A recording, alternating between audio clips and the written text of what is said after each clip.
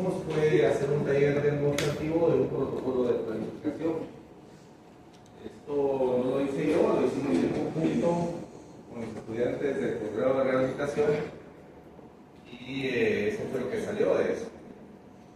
Entonces, les presento el caso porque es muy útil para poner en práctica algunos de los conceptos que hemos estado conversando en las clases anteriores.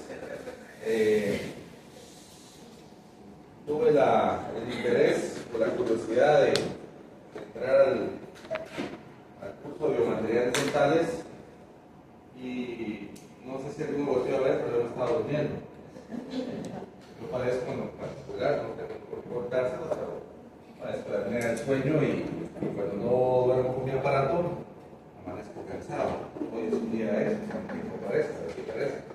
No sé, entonces fácilmente si no tengo la atención me duermo. No estoy diciendo que la clase estuvo aburrida, pero las clases tienen que tener utilidad práctica, porque los conceptos si no se vuelven muy monótonos. Está muy bonito, sí, me lo puedo leer, pero yo quiero que me digan para qué sirve, cómo lo utilizo. Eso es lo importante de los cursos. Pero bien, Mónica Hernández, digo, Mónica, vas a tener que ser la paciente para esta actividad que nos encomendaron. A mí siempre me han gustado los retos y creo que cuando uno trabaja en lo que le gusta, en la odontología, tiene suficiente material a la mano para poder dar prácticamente cualquier tema relacionado a. Y cuando hablamos de cualquier tema, a mí me encantan las presentaciones de caso, porque es donde aterrizamos los conceptos y la teoría que hemos adquirido durante mucho tiempo, partiendo desde las aulas universitarias. A ver, ¿alguien podría clasificar o hacer un análisis dentofacial de Mónica? Lo que van a ver aquí es un protocolo de presentación de caso. Y un protocolo de presentación de caso debe ser tan exhaustivo y brindar tal información, se lo dije en algún momento, que deberíamos estar en la capacidad o en la posición de poder diagnosticar y diseñar un plan de tratamiento. Únicamente, aquí solo vamos a hablar de diagnóstico y planificación. No vamos a hablar de tratamiento, no vamos a ejecutar ningún tratamiento. A ver, para hacer un análisis dentofacial, la primera fotografía es donde presentamos el caso, presentamos a la paciente. Mónica Hernández, 30 y pico años de edad, asistente de la clínica del posgrado de rehabilitación, presenta la queja principal de que no le gustan sus dientes porque se los ven muy chiquitos. La segunda fotografía, la fotografía en sonrisa, debe ser idéntica a la fotografía seria, porque estamos hablando de fotografía documental. Pero esa fotografía es muy útil para hacer el análisis dentofacial. Los elementos más relevantes de un análisis dentofacial son la línea de la sonrisa, el despliegue gingival o dental, los corredores bucales, la coincidencia de la línea media dental con respecto a la línea media facial, la simetría de los labios, el grosor de los labios, el nivel de las comisuras simétricas o asimétricas cuando la paciente o el paciente están en sonrisa. Esos son los elementos más relevantes. Otro elemento relevante es si los dos bordes incisales de los centrales están paralelos con el horizonte. Yo estoy utilizando Keynote para mis presentaciones y para ello voy a hacer algo.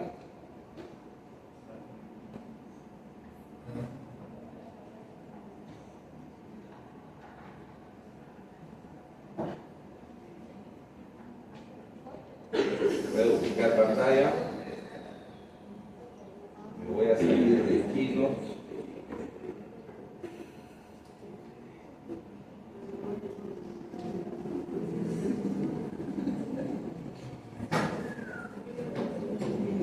Lo que quería mostrarles es estas reglas. Aquí o en PowerPoint ustedes pueden bajar reglas de la barra horizontal o de la barra lateral de su pantalla de presentación y pueden hacer estas líneas, que lo que nos sirve es para poder hacer este análisis con mayor precisión. Por ejemplo, voy a llevar esta línea, llevarla paralelo para que contacte los dos bordes incisales de los centrales. Voy a hacerlo un poco más grande. Y la otra línea perfectamente la puedo llevar a la línea interpupilar, que es donde las pupilas reflejan la luz del flash, como el que fue documentado, fue registrada esta fotografía del sonrisa. Ahora, si el paralelismo de los dos bordes incisales, de los incisivos centrales, cumple con la norma, ¿alguno de ustedes le haría alguna corrección? ¿O propondría algo respecto al tratamiento de los dos incisivos centrales?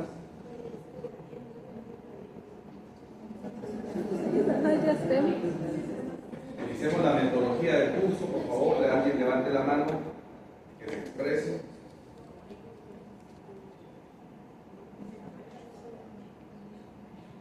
¿Qué opinan ustedes? Ahora, en aspectos de forma, no de análisis, no de fondo, en aspectos de forma, tienen que darle crédito a la fotografía. Una fotografía en donde el objetivo o el lente fue alineado con respecto al horizonte.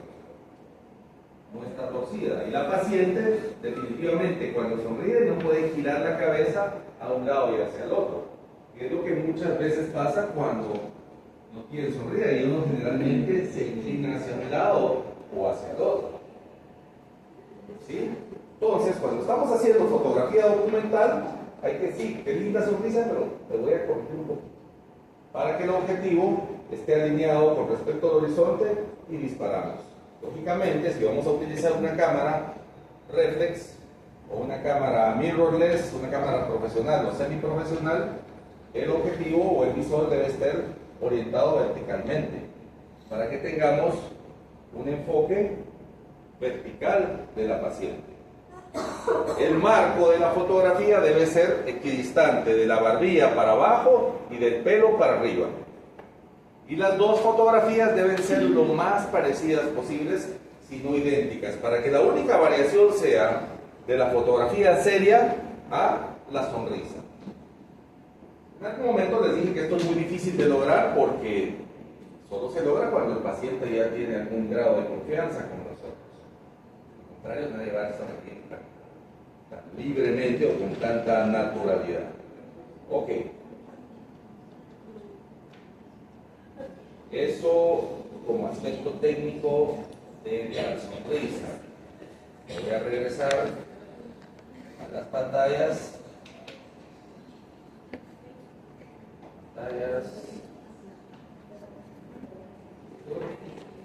Por favor.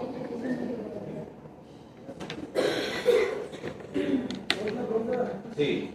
También incluye el lente que se utiliza a la hora de tomar la fotografía. Sí, definitivamente. En fotografía dental, el lente universalmente utilizado es un lente macro de 105 milímetros. Un lente macro, cuando uno toma fotografía extraoral, hay que alejarse un poco más de un objetivo normal, digamos, para fotografía de objetos o fotografía de paisajes. Pero es el lente que te permite un acercamiento óptimo cuando estamos haciendo fotografía de extraoral. No necesitas comprar otro lente. Entonces, con un macro de 100 milímetros o un macro de 105 milímetros, puedes lograr este mismo tipo de fotografía. Sea con una cámara semiprofesional o profesional. Ya más adelante vamos a hablar de detalles técnicos acerca de la fotografía. Ok. ¿Están de acuerdo conmigo en la importancia de la fotografía documental? Ok. Acá un acercamiento de la sonrisa y me gustaría que hicieran un análisis dental o dentofacial. Dentofacial, acá. La fotografía de su lado derecho y un análisis dental en esta parte de acá. Línea de la sonrisa, paralela, recta o invertida. ¿Alguien opina algo diferente? Despliegue dental o gingival, alto, promedio o bajo. Alto. Muy bien. Observemos los videos.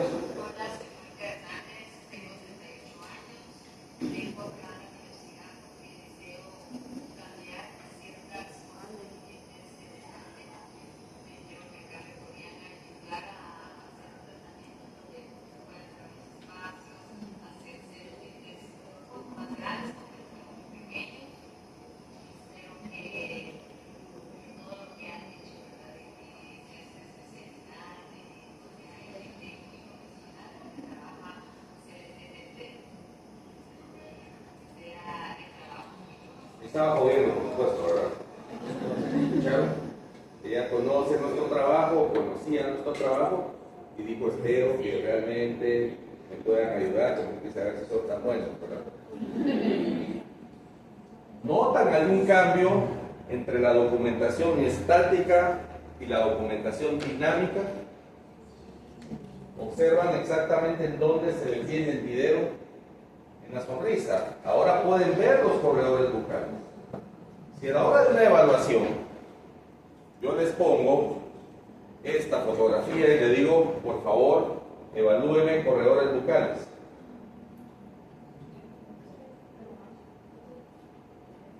Tendría que ponerles una opción que diga, no es posible evaluar los corredores bucales. Porque una de las características de la imagen es que cuando hacemos esta fotografía con un lente macro, con un free flash o un point flash, estos lentes o esta luz ilumina todo el corredor bucal, entonces no existe ese efecto de profundidad. Esto es útil únicamente para ver características dentales y gingivales y los labios, pero no es útil para evaluar corredores bucales. Acá, digamos, al igual que en patología, por supuesto, yo es algo que criticaba mucho en las clases de patología, ¿verdad? Con una radiografía lo ponen uno de hacer un diagnóstico final de una lesión, podríamos llamar el diagnóstico tentativo, y hacen falta muchos elementos para poder llegar al diagnóstico final.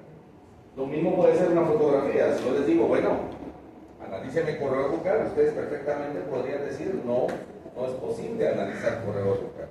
Pero acá en el video, ¿dónde termina? Definitivamente sí.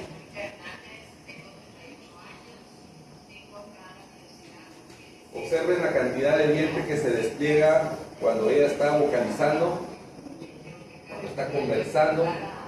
Los dos bordes incisales son dominantes, son los que le dan personalidad a esta gesticulación y a toda esta actividad de fonación.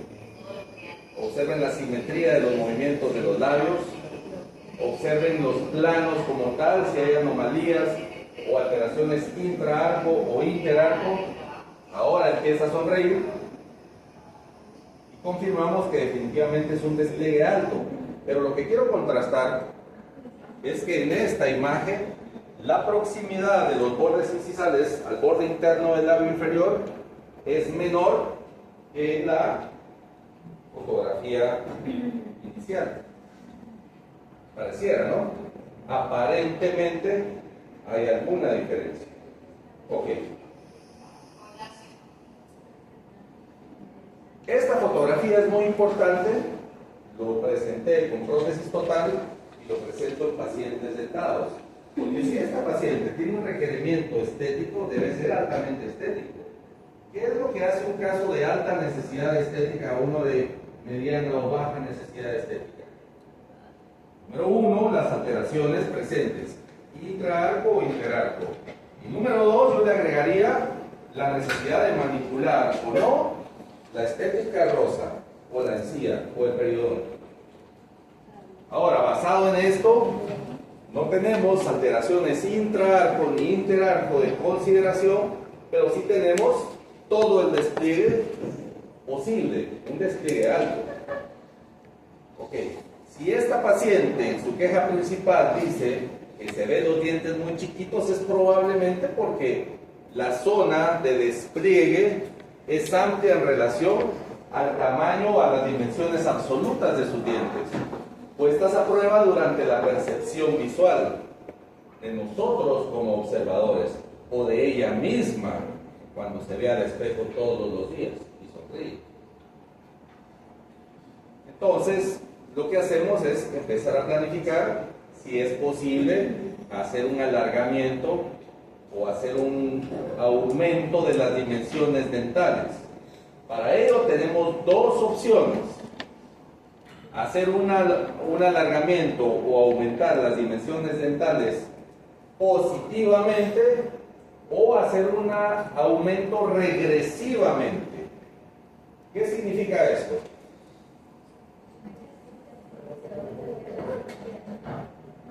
¿Otra vez? Ajá, regresivo o reverso.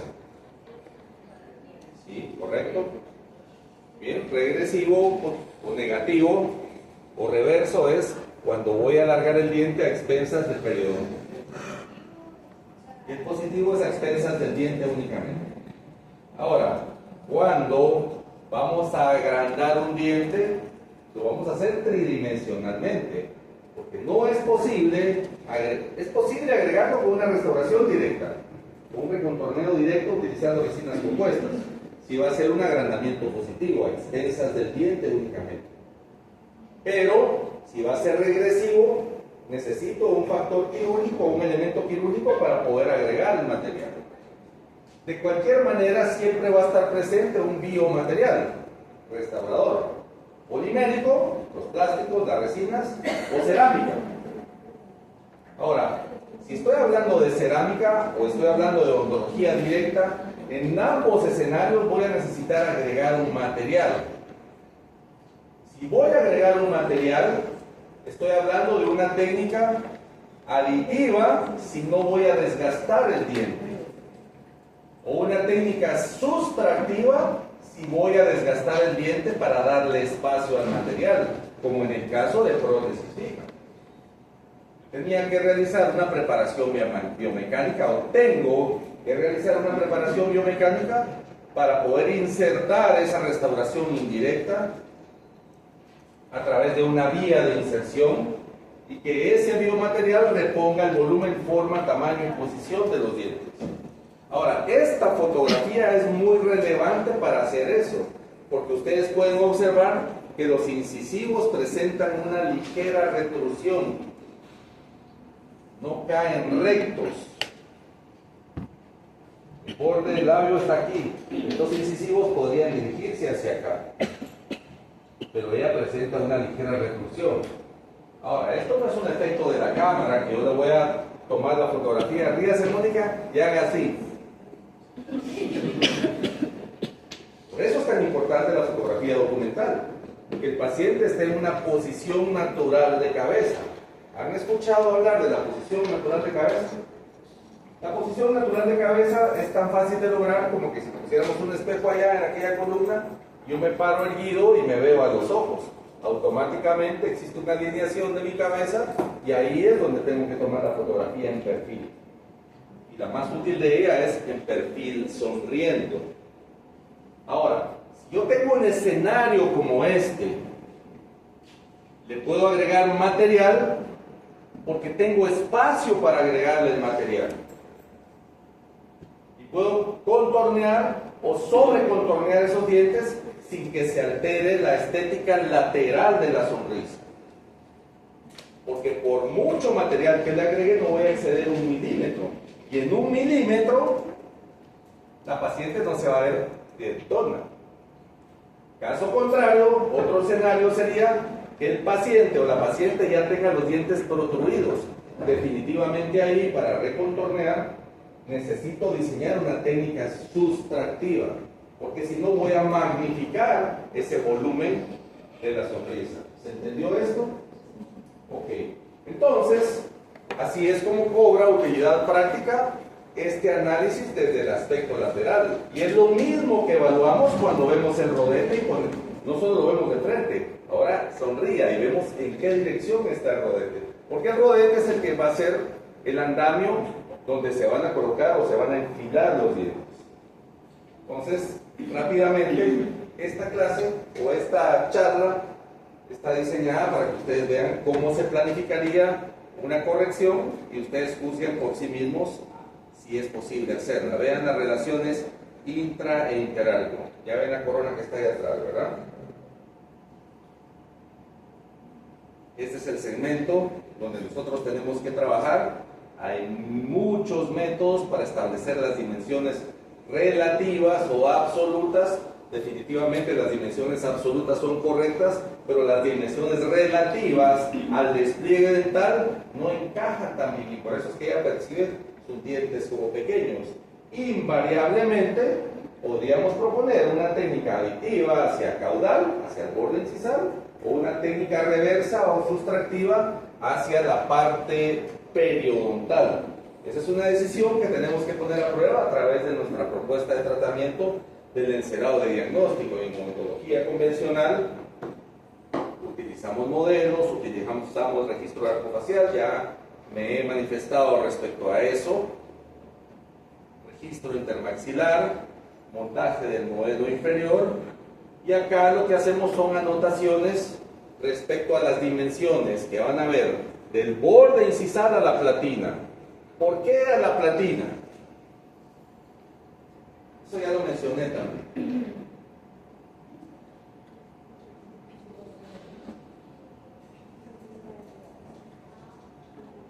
Si yo estoy utilizando la base del miembro superior del articulador o el maxilar superior, o la platina, o el borde libre de la encía, es porque estoy decidiendo qué referencia voy a utilizar para medir. Para medir la corona clínica, definitivamente va del cenit al borde incisal. Pero para establecer relaciones y planificación dentofaciales, lo más preciso es hacer mediciones a la platina, porque la platina representa el horizonte, mi punto de partida. Y entonces las medidas que ustedes ven acá es de la pieza 9, por ejemplo, que mide 55 milímetros del borde incisal a la platina. Y lo que yo tendría que encontrar es que en la 8 y en la 9 midan exactamente 55 milímetros. Porque en el análisis dentofacial los dos bordes incisales son paralelos con el horizonte. No existe ninguna asimetría entre ellos. Observen. A nivel del borde incisal. Distinto es las regularidades o irregularidades del borde incisal. Se observa acá, en esta fotografía de blanco y negro, que contrasta el valor, uno de los componentes del color, que existe ya una resina que está contorneando ese diente. Pero sí existe una discrepancia en el nivel de los cénits, que definitivamente tengo que considerar o no dentro de mi plan de tratamiento, pero lo debo consignar. Esto lo pasamos a los modelos y aquí es donde hacemos una propuesta del plan de tratamiento. Ahora, con esto que les estoy mostrando, mi propuesta es positiva o es regresiva. Positiva. Positiva porque cuando observamos a Mónica, ella tiene simetría en la arquitectura gingival de canino a canino. Y yo no quiero pelearme con el periodonto. Quiero probar primero lo más práctico, que sería hacer una técnica aditiva hacia caudal. ¿Por qué? Porque en toda la documentación, tanto estática como dinámica, tengo un espacio para poder generar mayor dominancia del diente y que se vea más grande. Se va a ver más grande porque voy a alterar las dimensiones absolutas del diente y el despliegue gingival me deja ver todo. Entonces, si yo le agrego medio milímetro o 1 milímetro, el diente se va a ver considerablemente más grande.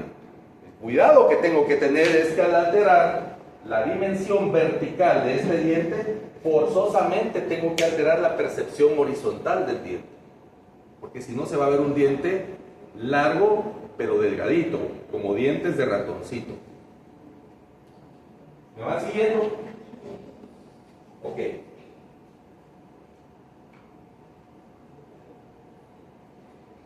Nos quedamos acá.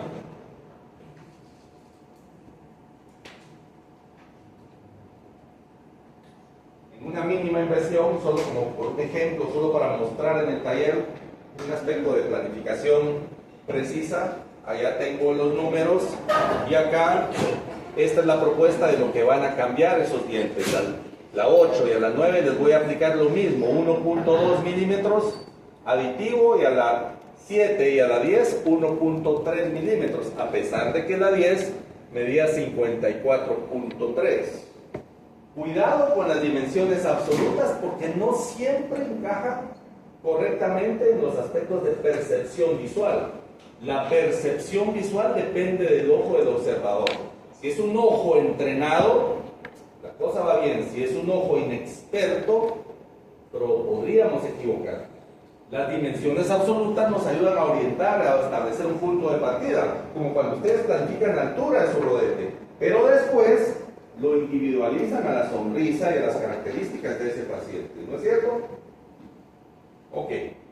A continuación, si esta es mi propuesta de tratamiento, lo que voy a hacer es hacer una llave para generar un moco. Cuando vean siliconas, estas son siliconas tipo C para uso clínico y para uso de laboratorio.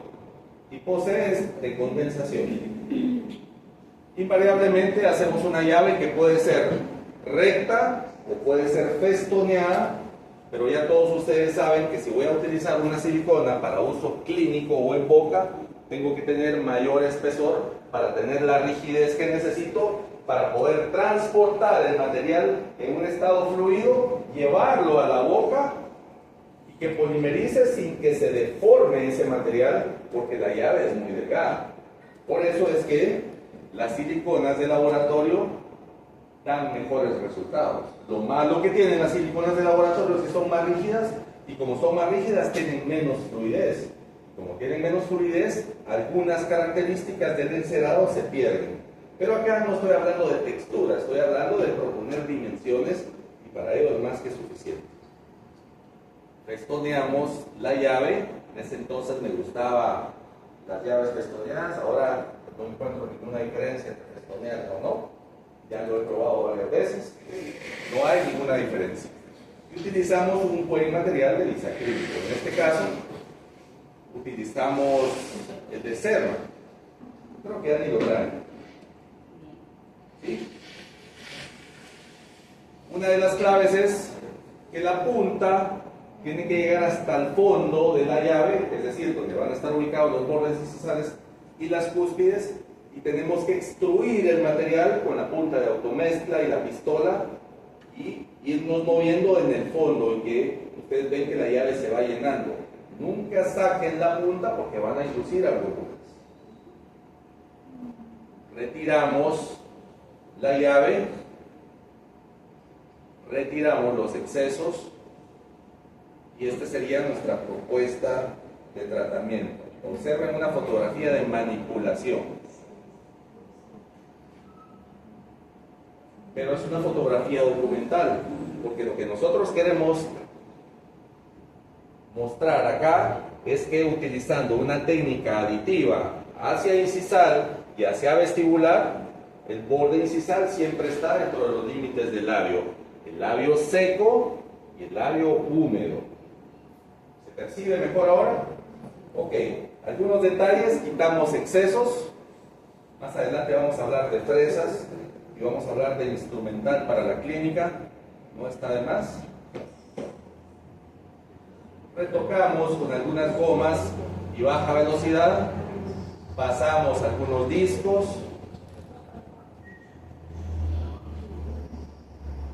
y ponemos a sonreír a Mónica nuevamente. Y acá la primera prueba es con nosotros, y la segunda es mostrarle a la paciente con el espejo si le gusta o no. ¿Sí? Ahora, no le hagan caso a esto porque no lo estoy comparando con las fotografías iniciales.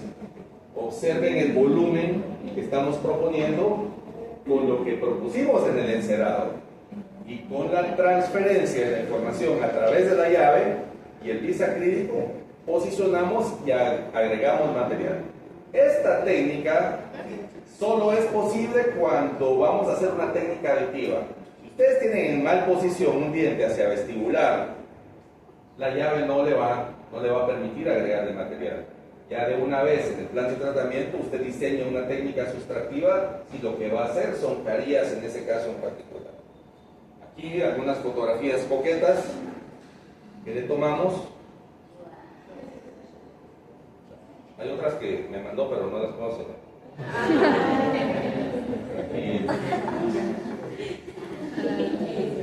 Y aquí está la que debería ser. Mónica con los dientes pequeñitos, Mónica con los dientes más grandes, pero sin alterar la parte gingival. Y ustedes observan un cambio que no es comparable, porque cuando un paciente está satisfecho con su apariencia, con el resultado, automáticamente modifica la sonrisa. Se siente más confiado, se siente más conforme. No siempre se puede documentar la misma fotografía, aunque aquí creo que es bastante elocuente, que aquí tenemos más proximidad, o evidente, perdón, del borde incisal con respecto a la fotografía inicial. Refuerzo el hecho de que es muy importante que documentemos una buena fotografía inicial, porque esa nos va a permitir comparar más adelante con el resultado final. Lo que les dije, perdón. Esta fotografía está bien tomada y de frente, y la otra está tomada desde arriba. En estas dos sí no son comparables una con la otra. La otra debería estar tomada de frente igual. Observen que cómo cambia la ascendencia de los labios con respecto a esto. Pero veamos cómo se ve en video y si hubo alguna alteración. Hola, soy Mónica Hernández y he venido a que me hagan unas pruebas para unas carillas. Hasta el momento me gusta bastante los cambios que han hecho. Me gusta que elevaron las bases que tenían. Se ve bastante natural y la forma que tiene me gusta bastante. Lo largo también, los alargaron porque yo los tenía muy cortos. Estoy bastante contenta. Espero que al final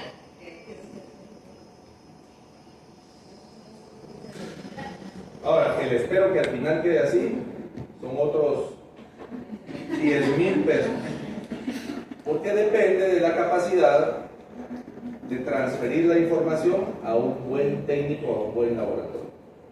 Si no, a veces resulta que los provisionales o los mock-ups o las carillas provisionales están más bonitas que el resultado final. O sea, todo esto es un proceso continuo que debe ser supervisado cuidadosamente. Bueno, el día de hoy nos vamos a quedar acá y solo unos momentos para preguntas.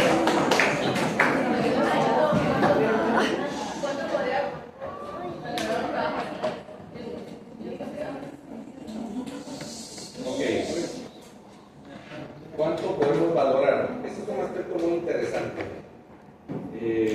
Les quiero compartir que periódicamente me reúno con un grupo de buenos amigos, colegas, dentistas, les hacemos algo que les invito a que hagan entre ustedes.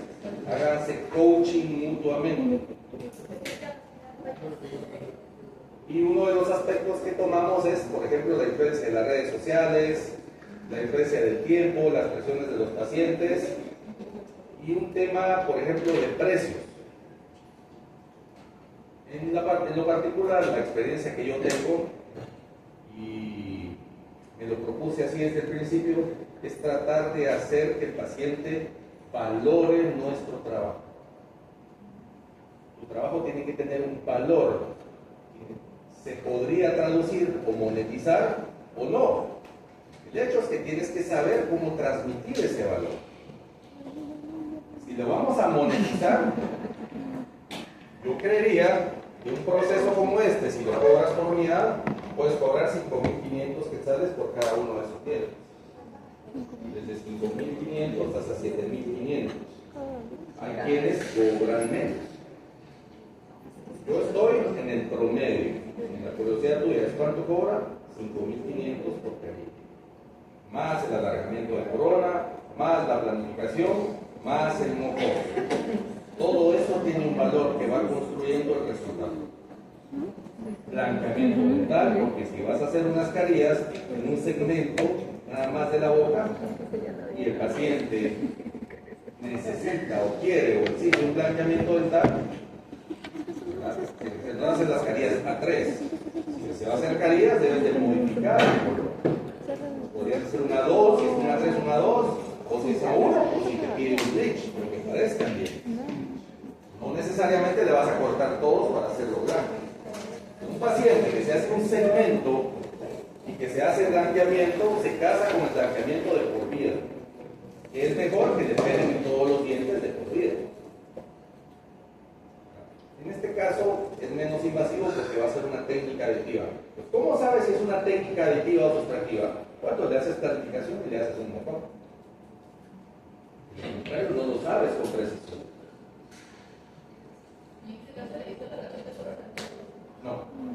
No se le hizo tratamiento psicológico. Suficiente con eso. Deseos y expectativas del paciente. Que tú puedes inventar muchas cosas. No, le voy a hacer alargamiento de corona, pero los dientes no podrían haber quedado hasta el borde, los tienes que mover un poquito más hacia arriba. Los puedes agrandar hacia arriba o hacia abajo. O puedes hacer la planificación hacia arriba o hacia abajo. No tengo ahorita un ejemplo de un moco reverso. Cuando haces un moco reverso, tienes el modelo inicial y enceras por encima del borde libre de la encía. Haces la llave y haces el moco y el pis acrílico va a ir por encima del borde libre de la encía. Lógicamente no tan voluminoso, pero de frente sí puedes observar si se ve bien. Ahora, el hecho que logres esa simetría no es solo con la restauración dental, depende mucho de la manipulación del tejido que logres, porque si un tejido o si un biotipo fino se te presenta, ese tejido es más inestable y requiere mayor precisión en los cortes. Un paciente con TEA, pues, es crítico. ¿Alguien más? Bueno, entonces le voy a ceder el espacio, son las 11:15. Se quedan ustedes y yo me voy. Nos vemos la otra semana.